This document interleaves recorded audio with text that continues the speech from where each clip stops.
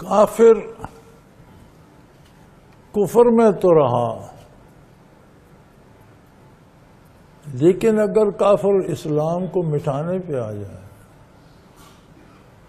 اسلامی ریاست پہ چڑھ دوڑے، مسلمانوں کی طرف حملہ آور ہو جائے، تو فرمایا فَإِذَا لَقِيتُمُ الَّذِينَ كَفَرُوا فَضَرْبَ الرِّقَابِ، کافروں سے مقابلہ ہو تو پھر کوئی لحاظ نہ کرو، گردنیں اڑا دو۔ یہ وہ آیات ہیں جن سے آج کے دانشور مسلمان بھی بڑے گھبراتے ہیں، اور کفار نے تو خیر یہ ایک پراپیگنڈا بنا لیا ہے کہ یہ جہاد جو ہے یہ فساد کی صورت ہے، اور یہ ساری تباہی جہاد کی وجہ سے آ رہی ہے۔ جہاد کیا ہے؟ جہاد یہ ہے کہ جب کفر یا کافر عملاً اسلام یا اسلامی ریاست کو تباہ کرنا چاہیں یا اس کی راہ روکنا چاہیں تو اس کے دفاع میں کیا جائے گا۔ جتنے غزوات تو سرایہ عہد نبوی میں ہوئے سب دفاعی جنگیں تھیں۔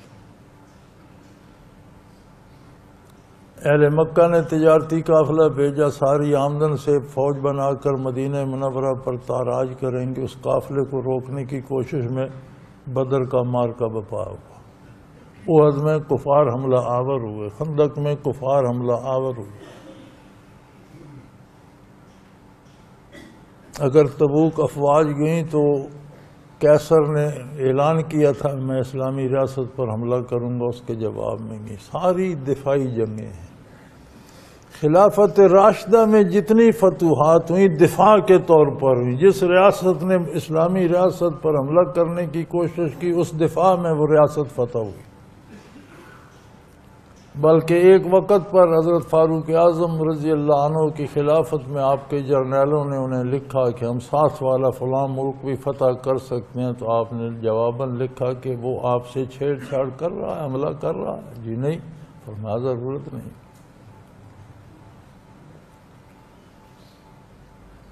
اللہ نے ہر ایک کو اجازت دی ہے جس دین پہ جس عقیدے پہ رہنا چاہتا ہے۔ ہاں اسلامی ریاست پہ چڑھ دوڑے ضرور دفاع ہوگا، دفاع میں ہلاک ہوں ریاست کھو بیٹھیں وہ الگ بات۔ خلافت راشدہ میں بھی جتنی جنگیں لڑیں گئی تاریخی طور پر، ایک دفعہ مجھ سے ایک فوجی افسر کہنے لگے کہ یہ تاریخ بتاتی ہے جس قوم کے پاس طاقت ہوتی ہے وہ چڑھ دوڑتی ہے، جب مسلمانوں کے پاس طاقت تھی انہوں نے بھی دنیا فتح کی۔ میں نے کہا آپ نے سمجھنے میں ٹھوکر کھائی ہے۔ مسلمانوں نے جتنے علاقے فتح کیے وہ دفاعی جنگ تھی۔ جس ریاست نے اسلام پر حملہ کرنے کا سوچا اس کا جواب دیا گیا، اور اس کے بدلے میں اگر وہ ریاست کھو بیٹھے تو یہ الگ بات ہے۔ جس نے اسلام اور اسلامی ریاست سے نہیں چھیڑا مسلمانوں نے اس کو نہیں چھیڑا۔ مسلمان کافروں کی طرح چڑھ نہیں دوڑے جس طرح آج کی کافر ریاستیں دنیا میں فساد بپا کیے ہیں۔ پھر اسلام نے جنگ کی بجائے فلسفہ جہاد دیا۔ جہاد جنگ سے بالکل الگ چیز ہے، جس کی پہلی شرط تو یہ ہے کہ جو آپ کو نہیں چھیڑتا اسے آپ چھیڑ نہیں سکتے۔ جو اسلام پر، اسلامی نظریات پر، اسلامی ریاست پر حملہ آور ہوتا ہے اس کا دفاع کیا جائے گا، اور دفاع بے جگری سے کیا جائے گا۔ پھر دفاع اس طرح کیا جائے گا کہ گردنیں کاٹی جائیں گی، پھر کوئی اس میں نرمی نہیں ہوگی، پوری شدت سے دفاع کیا جائے گا۔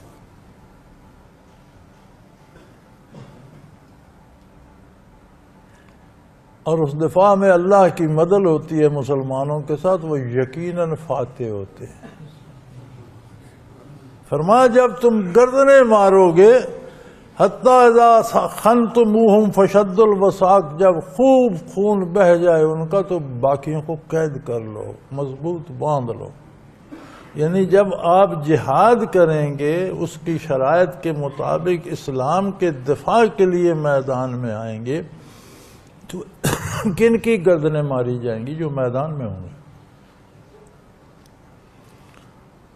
فرمایا جو تلوار نہیں اٹھاتا اس پر تلوار نہ اٹھائی جائے، عورتوں کو نہ مارا جائے، بچوں کو نہ مارا جائے، فصلیں برباد نہ کی جائیں، درخت نہ کاٹے جائیں، کوئی نقصان نہ کیا جائے۔ ہاں، شکست کھا جائیں جو میدان میں، ان کو قید کر لیا جائے۔ مفتوحین کے ساتھ کیا سلوک کیا جائے؟ آج جو بڑا منہ پھاڑ کر اسلام پر طنز کرتے ہیں، ذرا ان کی تاریخ بھی دیکھ لیں اور ان کے آج کے حالات بھی دیکھ لیں۔ جس علاقے پر، جس قوم پر وہ فتح پاتے ہیں، اس کا کیا اثر ہوتا ہے۔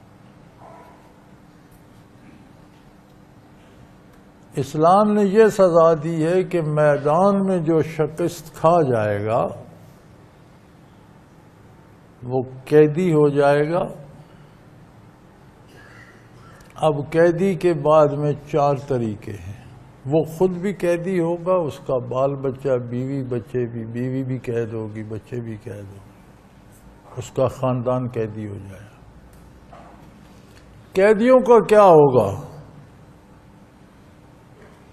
اما منن بعد و اما فدا، اس کی عزت محفوظ رہے گی۔ جو فتح میں خواتین آئیں گی وہ خاتون کسی ایک مجاہد کو دی جا سکتی ہے جس کی کنیز ہوگی، ہر کوئی اس کی آبرو کو اسے نہیں کھیل سکتا۔ جو ممکن لباس ہے اسے دیا جائے گا، جو ممکن غذا ہے دی جائے گی، جو کام غلام نہیں کر سکتا اس سے وہ نہیں کرنے کا نہیں کہا جائے گا۔ جس کے پاس غلام ہے جو خود کھائے گا غلاموں کو وہی کھلائے گا۔ اس جرم میں ان کی صرف آزادی سلب گئی، باقی انسانی حقوق بحال رکھے۔ پھر اس کے ساتھ ہر جرم میں غلام آزاد کر کے اس سے معافی ملنے کی بشارت دی گئی۔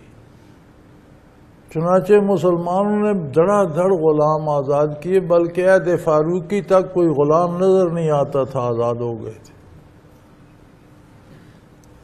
جو عورتیں کنیز بنیں گی، جس کی کنیز ہے اس ایک پر حلال ہوگی، باقیوں پر نہیں، اس کی عزت محفوظ رہے گی۔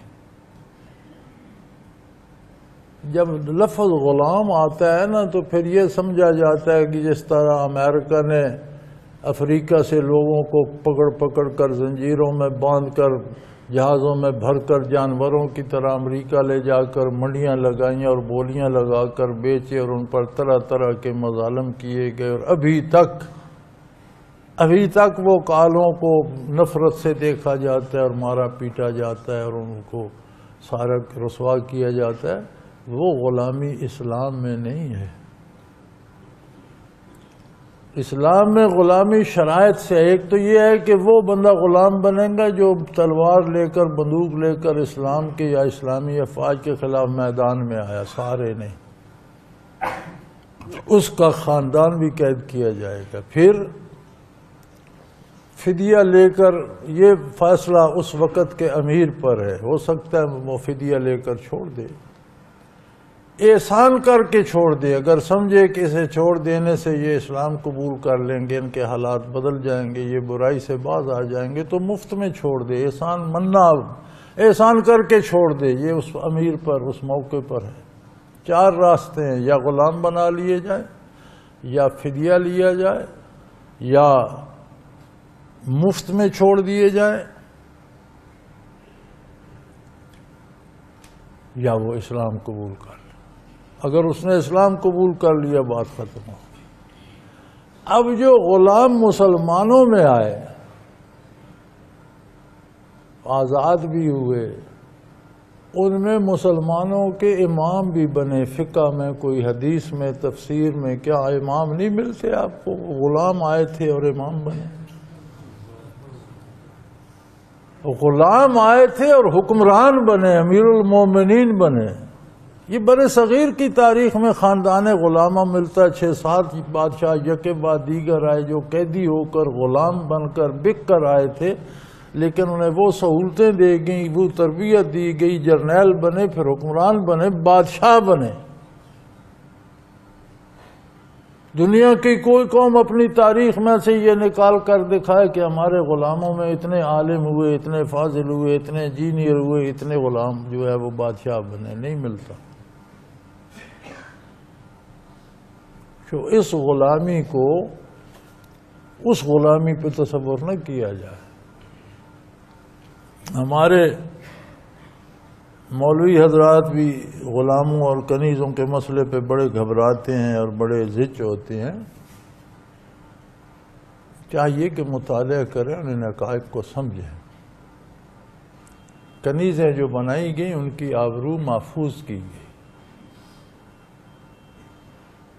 پھر غلاموں اور کنیزوں کو آزاد کرنے کی ترغیب دی گئی، بات بات پر آزاد کرتے تھے کہ اس سے اللہ راضی ہوتے ہیں، معاف فرمائے۔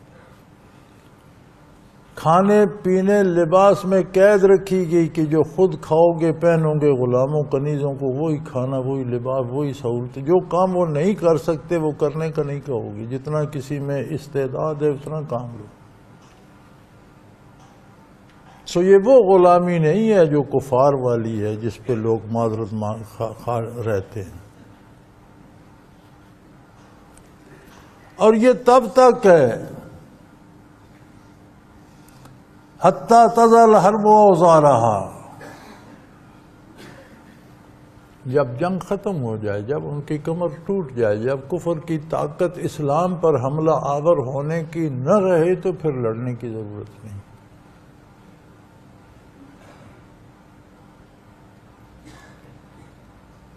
10 سالہ مدنی حیات طیبہ میں 84 کے قریب جنگیں ہیں، غزوات و سرایاں ہیں، جن میں حضور نے بنفس نفیس شرکت فرمائی، انہیں غزوہ کہتے ہیں، اور جو کسی کو امیر بنا کر حضور نے بھیجا اسے سریہ کہتے ہیں۔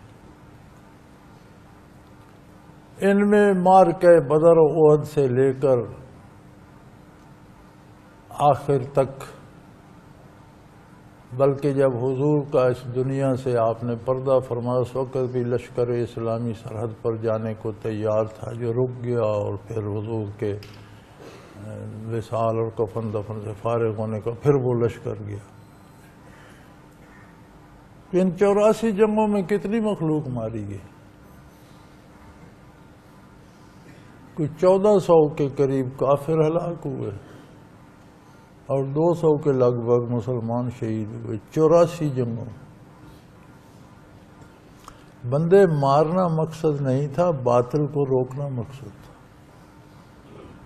قتل و غارت گری مقصد نہیں تھی، کفر کا راستہ روکنا اور اسلامی ریاست کا دفاع مقصود تھا۔ اور اسی طرح دیکھ لیں، جتنے علاقے مسلمانوں نے فتح کیے، کسی عورت کی چیخ، کسی بوڑھے کی آہ، کسی بچے کے آنکھوں تاریخ میں نظر آتے۔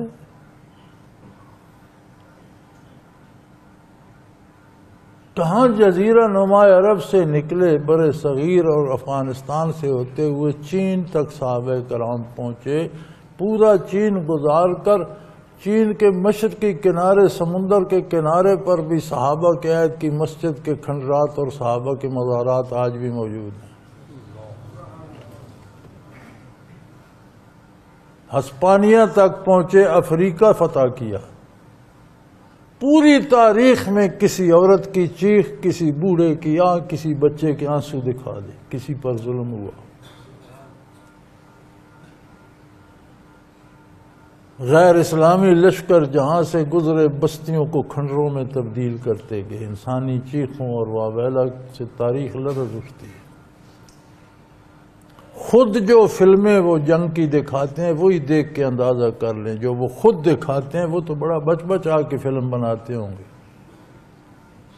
اس کے باوجود کتنے مظالم ہوتے ہیں۔ اور پھر یہ موازنہ کیا جاتا ہے اسلام میں غلام ہیں، کنیزیں ہیں۔ بھئی یہ وہ غلام اور کنیزیں نہیں ہیں جو باقی غیر اسلامی طاقتیں بناتی ہیں۔